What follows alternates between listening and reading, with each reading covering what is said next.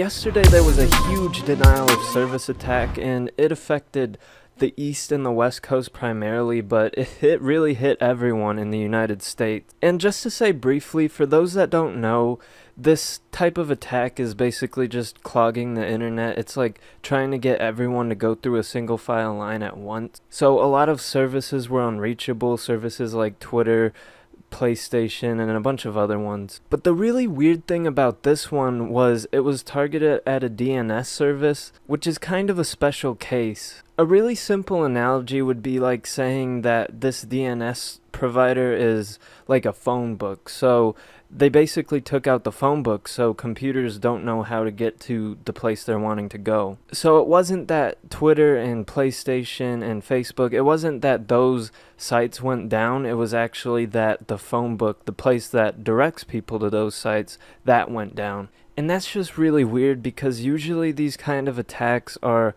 against specific companies or specific people. I'm thinking the people that did this one were just trying to take down as much stuff as possible. It was more of a quantity over quality type of thing because none of the services actually went down. Again, it was just the directory to those services kind of went down. And the company that was providing all these services was DYN, and there's a lot of weird connections with them to a bunch of politicians and different heads of government. So a lot of people are saying maybe this is why this particular company was targeted. Now for right now, we really don't know who is behind these attacks, and that's almost the most concerning part because almost always someone will claim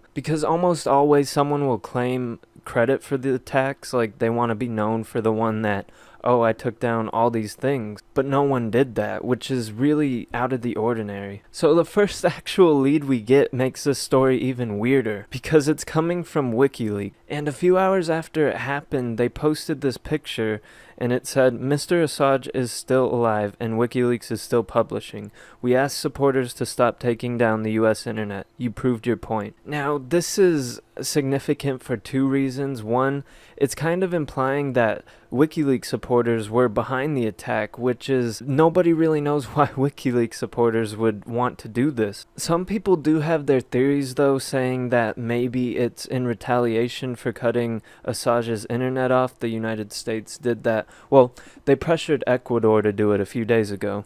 But the other thing is, this just seems out of the ordinary for WikiLeaks. I mean, usually they try to be more objective, but they're starting to talk a lot more. And with this talking comes a lot of just really weird tweets, stuff that isn't usual. Like, people are saying they're trying to establish credibility, so why are they just kind of throwing their supporters under the bus like that? But that just kind of plays into this new conspiracy that's been going around. And it started when armed police were seen outside the embassy of Ecuador in London, which kind of just plays into this conspiracy that's been going around. Now, a few things about this conspiracy is people are saying that WikiLeaks, their Twitter might be compromised, their website might be compromised.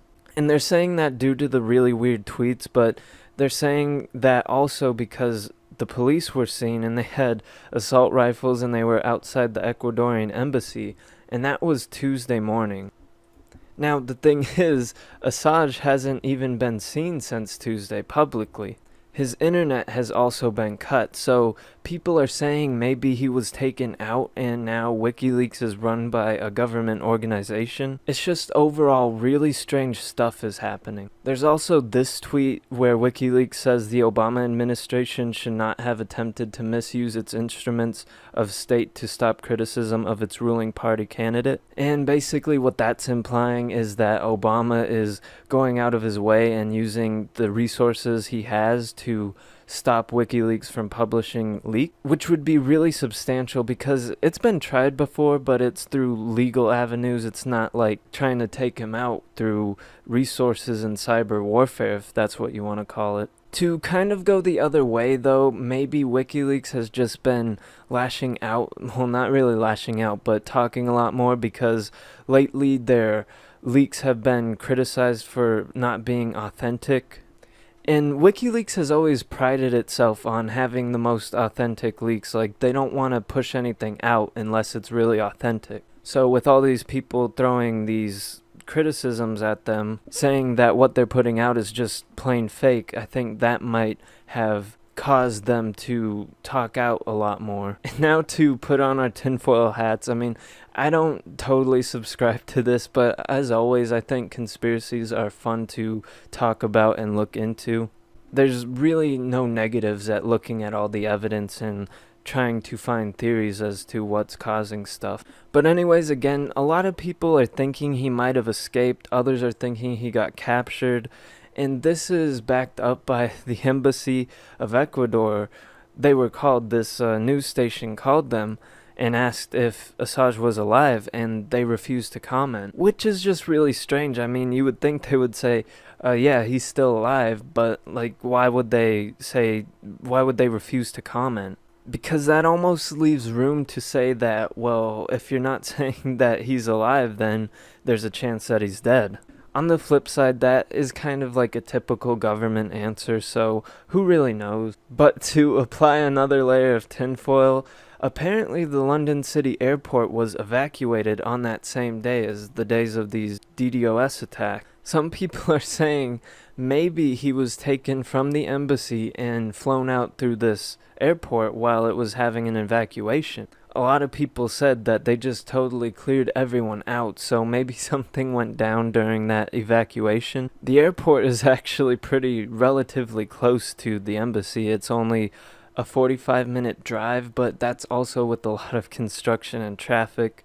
It's really only 10 miles away, so who knows? People are saying maybe Russia could have flown him out, or the United States could have done the same thing. It's basically a guess who stole Assange. But that's the theories going around. When I was looking this stuff up, I actually found a really great post on Reddit explaining a lot of the conspiracies out there. If you're interested in this, I would definitely suggest reading it because it covers a lot more than in this video. But to summarize what's been happening, WikiLeaks has just been acting really strange. Like, it almost seems like they're not themselves lately. The other big thing is Assange hasn't been seen in public for days, which is, I don't know why. I guess maybe he could honestly be trying to drum up publicity for something. But I don't know, with all these people asking to see him or to see proof that he's okay, why he wouldn't just show them a video, or someone would confirm that from WikiLeaks with either the video or photographic evidence. And again, the really strange denial of service attacks. I mean, we really haven't seen something like this. It kind of goes, like, again, for the quality or the quantity over quality. Like, they were looking to take out a lot of services rather than a select few. And they really didn't even take them out, they just took out the directory pointing to those services. So we still really have no idea who's behind this, with the only lead being WikiLeaks knowing who's behind it. And they're saying it's their supporters, which I'm not sure if that's the case. But who knows? I mean, you can never be sure these days. Anyways, that's gonna do it. If you guys have any more information, just leave it in the comments and I'll definitely look over it if you have any suggestions about anything, and I'll see you next time.